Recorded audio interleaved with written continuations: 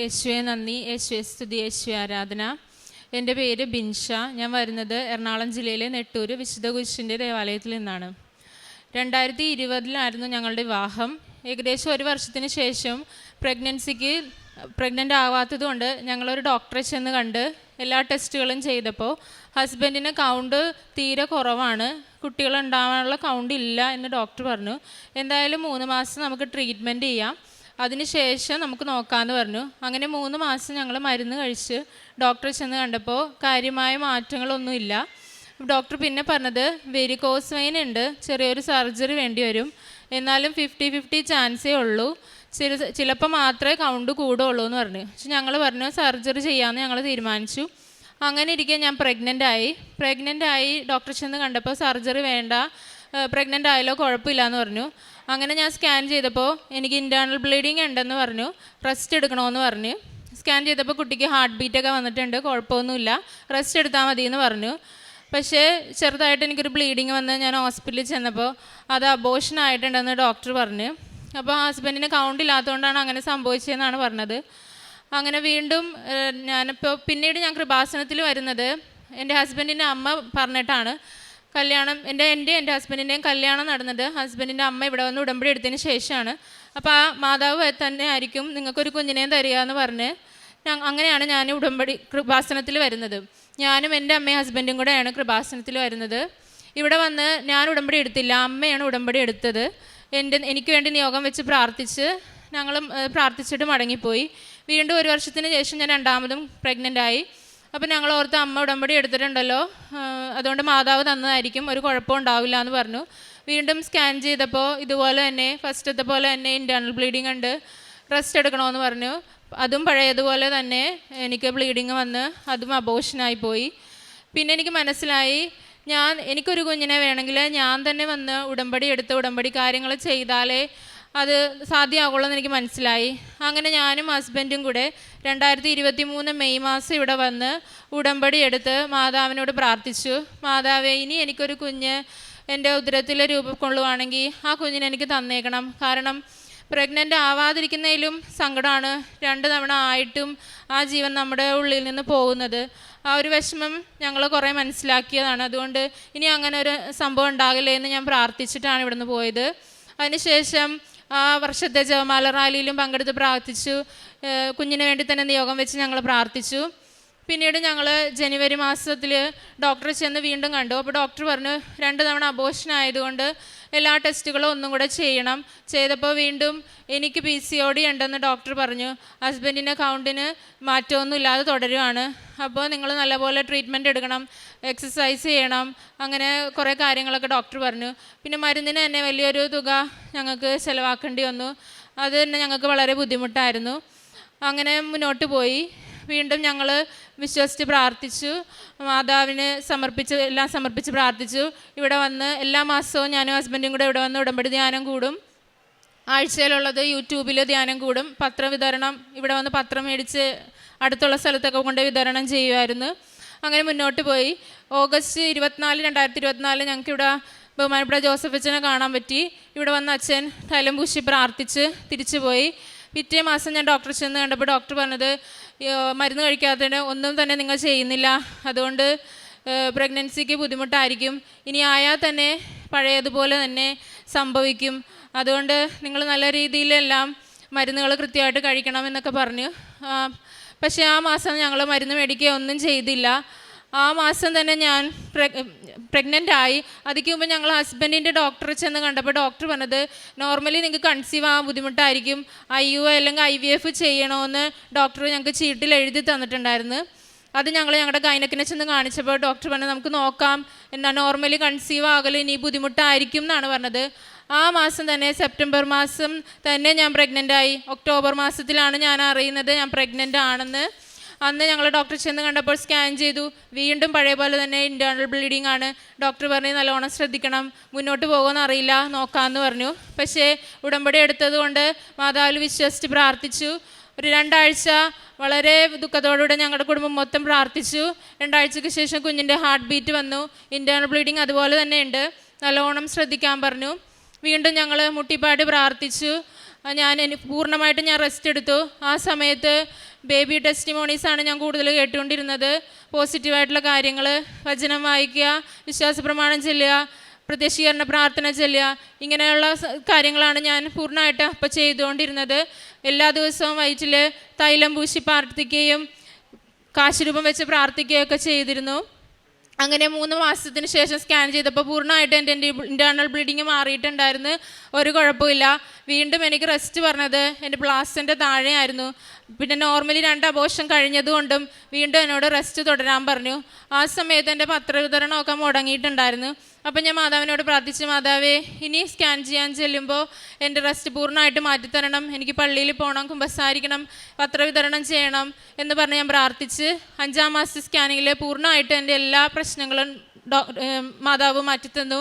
അങ്ങനെ ഞാൻ 5-ാം മാസം മുതൽ പത്രവിതരണമൊക്കെ തുടർന്നു. പത്രവിതരണം ചെയ്യുമ്പോൾ എനിക്ക് കിട്ടിയ അനുഗ്രഹങ്ങൾ, ഞാൻ എങ്ങനെയാണ് കൺസീവ് ആയത് എന്നൊക്കെ പറഞ്ഞാണ് ഞാൻ പത്രം കൊടുത്തുകൊണ്ടിരുന്നത്. എല്ലാ കുമ്പസാരിക്കും, ഞാനും ഹസ്ബൻഡും എല്ലാ മാസവും കുമ്പസാരിക്കും, മുടങ്ങാണ്ട് പള്ളിയിൽ പോകാനൊക്കെ തുടങ്ങി. പിന്നെ ആത്മീയമായിട്ടും ഉടമ്പടി എടുത്തത് വഴി ആത്മീയമായിട്ട് കൂടുതൽ വളരാൻ പറ്റി. പ്രാർത്ഥന, കുടുംബ പ്രാർത്ഥനയിലൊക്കെ നേരത്തെ നന്നായിട്ട് ഉഴപ്പിയിട്ടുണ്ടായിരുന്നു. ചിലപ്പോഴൊക്കെ മടി പറയും. ഇപ്പോൾ മുടങ്ങാണ്ട് തന്നെ കുടുംബ പ്രാർത്ഥനയൊക്കെ ചൊല്ലാറുണ്ട്, പള്ളിയിൽ പോകാറുണ്ട്, കുമ്പസാരിക്കാറുണ്ട്, എല്ലാം ചെയ്യാറുണ്ട്. കാരുണ്യ പ്രവൃത്തിയായിട്ട് ഞങ്ങൾ ചെയ്തത് രോഗികളായിട്ടുള്ളവരെ സാമ്പത്തികമായിട്ട് സഹായിച്ചിട്ടാണുള്ളത്. പിന്നെ ഇതുപോലെ ലാസ്റ്റ് 9-ാം മാസം ആയപ്പോഴത്തേനും ഞങ്ങളിതുപോലെ ഡോക്ടറെ ചെന്ന് കണ്ടപ്പോൾ ലാസ്റ്റ് നോക്കിയപ്പോൾ കുഞ്ഞിൻ്റെ കഴുത്തിൽ 2 തവണ കോഡ് ചുറ്റിയിട്ടുണ്ട്. അതുകൊണ്ട് തന്നെ സിസേറിയൻ വേണം. ഞാനപ്പോൾ എല്ലാ ചൊവ്വാഴ്ചകളിലുമാണ് സ്കാൻ ചെയ്യാൻ തിരഞ്ഞെടുത്തിട്ടുള്ളത്. ഡോക്ടർ ഏത് ദിവസം തന്നാലും ഞാൻ ചൊവ്വാഴ്ച അച്ഛൻ്റെ ധ്യാനം കൂടിയിട്ടാണ് സ്കാൻ ചെയ്യാൻ പോവാറ്. സ്കാൻ ചെയ്യാൻ ചെല്ലുമ്പോൾ സ്കാനിങ് സെൻറ്ററിൽ ഉപ്പിട്ട് പ്രാർത്ഥിച്ച് വിശ്വാസപ്രമാണം ചൊല്ലിയിട്ടാണ് ഞാൻ സ്കാൻ ചെയ്യാൻ എപ്പോഴും കയറാറ്. അപ്പോൾ അന്ന് ഇതുപോലെ തന്നെ ഒരു ചൊവ്വാഴ്ചയായിരുന്നു. ഡോക്ടർ പറഞ്ഞു, തിങ്കളാഴ്ച വന്ന് അഡ്മിറ്റ് ആവും, ബുധനാഴ്ച സിസേറിയൻ ചെയ്യാമെന്ന് പറഞ്ഞു. ഞങ്ങൾ തിരിച്ചു പോന്നു. വ്യാഴാഴ്ച ഞാനും ഹസ്ബൻഡും കൂടെ പോയി കുമ്പസാരിച്ച്, പുതിയതായിട്ടൊരു കുഞ്ഞിനെ സ്വീകരിക്കണമല്ലേ, അതുകൊണ്ട് ഞങ്ങൾ 2 പേരും പോയി കുമ്പസാരിച്ച് ഒരുങ്ങി. അങ്ങനെ പള്ളിയിൽ നിന്ന് വന്ന വഴിക്ക് എനിക്ക് ചെറിയൊരു പെയിൻ വന്നു. ഞങ്ങൾ ഹോസ്പിറ്റലിൽ പോയി. ഡോക്ടർ പറഞ്ഞു കുഴപ്പമൊന്നുമില്ല, എന്നാലും വന്ന സ്ഥിതിക്ക് തിങ്കളാഴ്ച സിസേറിയൻ ചെയ്തേക്കാമെന്ന് പറഞ്ഞു. തിങ്കളാഴ്ച സിസേറിയൻ ചെയ്തപ്പോൾ കുഞ്ഞ് ഓൾറെഡി മഷി ഇട്ടിട്ടുണ്ടായിരുന്നു. സിസേറിയൻ ചെയ്തപ്പോഴാണ് അത് അറിഞ്ഞത്. അതും മാതാവാണ് എത്രയും വേഗം നേരത്തെ തന്നെ ഞങ്ങളെ ഹോസ്പിറ്റലിൽ എത്തിച്ചതെന്നും ഞങ്ങൾ പൂർണ്ണമായിട്ട് വിശ്വസിക്കണേണ്. അങ്ങനെ മെയ് 26-ാം തീയതി 2025 ഞങ്ങൾക്കൊരു കുഞ്ഞ് ജനിക്കുന്നത്. കുഞ്ഞിൻ്റെ പേര് നോവ. ഇത്രയും വലിയ അനുഗ്രഹങ്ങൾ ഈശോയുടെ പക്കൽ നിന്നും വാങ്ങിത്തന്ന മാതാവിന് 1000 നന്ദി പറയുന്നു. പിന്നെ 2ാമത്തെ സാക്ഷ്യം എന്ന് പറയുന്നത് 2 പ്രാവശ്യമാണ് എൻ്റെ ഹസ്ബൻഡിനെ ആക്സിഡൻറ്റിൽ നിന്നും രക്ഷിച്ചത്. ചെറിയ പരിക്കായിട്ടാണ് രക്ഷിച്ചത്. ഹോസ്പിറ്റലിൽ ചെന്ന് മറയൊക്കെ എടുത്തപ്പോൾ ഡോക്ടർ പറഞ്ഞത്, ഒന്ന് അങ്ങോട്ട് മാറിയിരുന്നെങ്കിൽ ലൈഫ് തന്നെ ഡേഞ്ചർ ആയാനേ, ഇത് നിങ്ങൾ ഭയങ്കര ലക്കിയാണെന്നാണ് പറഞ്ഞത്. ആ ലക്ക് ഞങ്ങൾക്ക് കിട്ടിയത് ഉടമ്പടി എടുത്തത് വഴിയും മാതാവിൻ്റെ സംരക്ഷണവും കൊണ്ടാണെന്ന് ഞങ്ങൾ ഉറച്ച് വിശ്വസിക്കണേണ്. ഇത്രയും അനുഗ്രഹം ഈശോയിൽ നിന്ന് വാങ്ങിത്തന്ന മാതാവിന് കോടിക്കണക്കിന് നന്ദി പറയുന്നു. പ്രേക്ഷിത പ്രവർത്തനമായിട്ട് പത്രവിതരണമാണ് ചെയ്തുകൊണ്ടിരുന്നത്. ഇവിടുന്ന് പത്രം വാങ്ങിച്ച് എൻ്റെ വീടിനടുത്തുള്ള സ്ഥലത്തും ജോലി സ്ഥലത്തൊക്കെയാണ് കൊടുത്തുകൊണ്ടിരുന്നത്. പിന്നെ കൊടുക്കുമ്പോൾ എനിക്ക് കിട്ടിയ അനുഗ്രഹങ്ങൾ പറഞ്ഞാണ് കൊടുത്തുകൊണ്ടിരുന്നത്. പ്രഗ്നൻസി ടൈമിലും അങ്ങനെ തന്നെയാണ് എനിക്ക് പറ്റുന്ന പോലെ ചെയ്തത്. കാരുണ്യപ്രവൃത്തിയായിട്ട് ചെയ്തത് രോഗികൾക്ക് സാമ്പത്തികമായിട്ടുള്ള സഹായവും, അടുത്തൊരു വൃദ്ധമന്ദിരമുണ്ട്, അവിടെ ഒരു നേരത്തെ ഭക്ഷണത്തിനുള്ള പൈസയും ഹസ്ബൻഡ് കൊടുക്കാറുണ്ട്. അതാണ് ഞങ്ങൾ ചെയ്തുകൊണ്ടിരുന്ന കാരുണ്യപ്രവൃത്തികൾ. ഇത്രയും വലിയ അനുഗ്രഹങ്ങൾ നേടിത്തന്ന ഈശോയ്ക്കും മാതാവിനും 1000 നന്ദി. വിശുദ്ധ മത്തായിയുടെ സുവിശേഷം 25-ാം അധ്യായം 40-ാം തിരുവചനം. രാജാവ് മറുപടി പറയും, സത്യമായി ഞാൻ നിങ്ങളോട് പറയുന്നു, എൻ്റെ ഏറ്റവും എളിയ ഈ സഹോദരന്മാരിൽ ഒരുവന് നിങ്ങളിത് ചെയ്തു കൊടുക്കുമ്പോൾ എനിക്ക് തന്നെയാണ് ചെയ്തു തന്നത്. ഉടമ്പടി ജീവിതത്തിൽ ബിൻഷ സെബാസ്റ്റ്യൻ എന്ന ഈ മകൾ നേടിയെടുത്ത വലിയ വലിയ അത്ഭുതങ്ങളെക്കുറിച്ച്, അനുഗ്രഹങ്ങളെക്കുറിച്ചാണ് അവർ ഇവിടെ സാക്ഷ്യത്തിൽ ഏറ്റുപറഞ്ഞത്. ബിൻഷയ്ക്ക് പറയാനുള്ളത്, പരിശുദ്ധ അമ്മയുടെ മാധ്യസ്ഥം തേടിയപ്പോൾ ലഭിച്ച വലിയ സംരക്ഷണത്തിൻ്റെ വാക്കുകളായിരുന്നു. പ്രഗ്നൻസി ടൈമിലുണ്ടായ മകളുടെ വലിയ വലിയ സംരക്ഷണങ്ങൾ. ഡോക്ടേഴ്സ് 2ാമത്തെ പ്രഗ്നൻസിയിൽ വിധി എഴുതിയിരുന്നു, നിങ്ങൾക്ക് IVU അല്ലെങ്കിൽ IVF എന്ന മെഡിക്കൽ ട്രീറ്റ്മെൻറ്റ് ആവശ്യം വരും, അല്ലാതെ കൺസീവ് ആകാനുള്ള സാധ്യതകളൊന്നുമില്ല. സാധ്യതകളെല്ലാം പരാജയപ്പെടുമ്പോഴാണ് നമുക്ക് അസാധ്യമായ ഒരു ദൈവവചനത്തെ നാം തേടിയെടുക്കുന്നതും ഉടമ്പടിയിലൂടെ വിശ്വസ്തയോടുകൂടി പ്രാർത്ഥിക്കുന്നതും. ഇവർ രണ്ടുപേരും പ്രാർത്ഥിച്ചിരുന്നത് അമ്മയുടെ ഉടമ്പടിയുടെ ഒരു തണലിലായിരുന്നു. രണ്ടാമത്തെ പ്രഗ്നൻസി കോംപ്ലിക്കേറ്റഡ് ആകുമെന്ന് മനസ്സിലാക്കിയപ്പോഴാണ് ബിൻഷയ്ക്ക് അതിനുള്ള ഒരു ദൈവിക വെളിപാടുണ്ടായത്. എൻ്റെ കാര്യങ്ങൾക്ക് വേണ്ടി ഞാൻ തന്നെ എൻ്റെ പരിശുദ്ധ അമ്മയെ സമീപിച്ച് ഈശോയിൽ നിന്ന് അനുഗ്രഹം പ്രാപിക്കണം. അങ്ങനെ ഈ ദമ്പതികൾ രണ്ടുപേരും ഇവിടെ വന്ന് ഉടമ്പടിയെടുത്ത് വളരെ വിശ്വസ്തയോടുകൂടി കൃത്യമായി കുമ്പസാരിക്കുകയും വചനം പങ്കുവയ്ക്കുകയും അതുപോലെ തന്നെ വിശ്വാസ കൈമാറ്റം നടത്തുകയും ചെയ്തുകൊണ്ട് ഉടമ്പടി ജീവിതം വളരെ കൃത്യമായി ഓരോ സ്കാനിങ്ങിന് മുൻപ് രണ്ടുപേരും കുമ്പസാരിച്ചൊരുങ്ങിയാണ് അത് പോയിരുന്നത്. ഓരോ ഘട്ടത്തിലും അവർ പരിശുദ്ധ അമ്മയുടെ സംരക്ഷണം അവർ ഏറ്റുവാങ്ങുകയായിരുന്നു. അവസാനം അവരുടെ സെക്ഷൻ സമയം ആവശ്യമാണെന്ന് പറഞ്ഞു. കുഞ്ഞ് കോട് ചുറ്റി കിടക്കുകയാണ്, അതുകൊണ്ട് ഇത് വളരെ റിസ്ക്കാണ് എന്നെല്ലാം പറഞ്ഞെങ്കിലും ഇവർക്കൊട്ടും തന്നെ ഭയമുണ്ടായിരുന്നില്ല. കാരണം അവർ ഉടമ്പടിയിലാണ് എന്നുള്ളൊരു വലിയ ഉറപ്പുണ്ടായിരുന്നു. സെക്കൻഡ് ടൈം ഇവർക്ക് ജീവിതത്തിൽ ഒരു വലിയ മാറ്റമുണ്ടായത്, ജീവിതത്തിൻ്റെ അവർക്ക് വലിയൊരു അച്ചടക്കം, ആത്മീയ അച്ചടക്കമുണ്ടായി. ജോസഫ് അച്ഛൻ പറയാറുണ്ട് നമ്മളോട്, ബുദ്ധിയും ബോധമുള്ളവരാണ് എപ്പോഴും ഉടമ്പടി എടുത്ത് പ്രാർത്ഥിക്കേണ്ടതെന്ന്.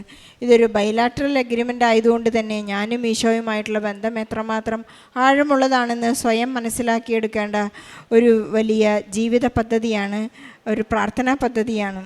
ഈശോ നമ്മോട് ചോദിക്കും, നിനക്ക് 5 താലന്താണല്ലോ തന്നത്, നീ 5ഉം കൂടി സമ്പാദിച്ചതുകൊണ്ട് നിന്നെ ഞാൻ ചെറിയ കാര്യങ്ങളിൽ വിശ്വസ്തനായിരുന്നുകൊണ്ട് നിന്നെ വലിയ കാര്യങ്ങളെ ഏൽപ്പിക്കും. അവിടെയാണ് നമ്മുടെ ജീവിതത്തിൻ്റെ എല്ലാ തുറവുകളിലേക്കും ദൈവാനുഭവങ്ങളും ദൈവാനുഗ്രഹങ്ങളും കടന്നു വരുന്നത്. നമുക്കൊന്നും തന്നെ ഭയപ്പെടേണ്ടതില്ല. കാരണം നാം ഉടമ്പടിയിലാണ്. പരിശുദ്ധ അമ്മയുടെ മധ്യസ്ഥതയും ഈശോ നമുക്ക് വേണ്ടി കുരിശിൽ മരിച്ച് ഉത്ഥാനം ചെയ്തതിൻ്റെ വലിയ സംരക്ഷണവും രക്ഷയും നമുക്കുള്ളത് കൊണ്ട് നമുക്ക് ഭയപ്പെടേണ്ടതില്ല. ബിൻഷ സെബാസ്റ്റ്യനും കുടുംബത്തിനും ലഭിച്ച എല്ലാ അനുഗ്രഹങ്ങൾക്കും അതുപോലെ തന്നെ ആക്സിഡൻറ്റിൽ അവരെ പ്രത്യേകമായി സംരക്ഷിച്ചതിനെല്ലാം നന്ദി പറഞ്ഞുകൊണ്ട് നല്ലൊരു കയ്യടിയോടെ ഈ സാക്ഷ്യം നമുക്ക് സമർപ്പിക്കാം. അത്യപൂർവ ദൈവാനുഭവങ്ങൾ ഇനി നിങ്ങൾക്കും സ്വന്തം. ഈ യൂട്യൂബ് ചാനൽ ഇതുവരെ സബ്സ്ക്രൈബ് ചെയ്തിട്ടില്ലെങ്കിൽ ഇപ്പോൾ തന്നെ സബ്സ്ക്രൈബ് ചെയ്യുക. ഈ വീഡിയോ ഇപ്പോൾ തന്നെ നിങ്ങളുടെ സുഹൃത്തുക്കൾക്ക് ഷെയർ ചെയ്തുകൊണ്ട് കർത്താവിൻ്റെ പ്രേക്ഷിതരാകുക.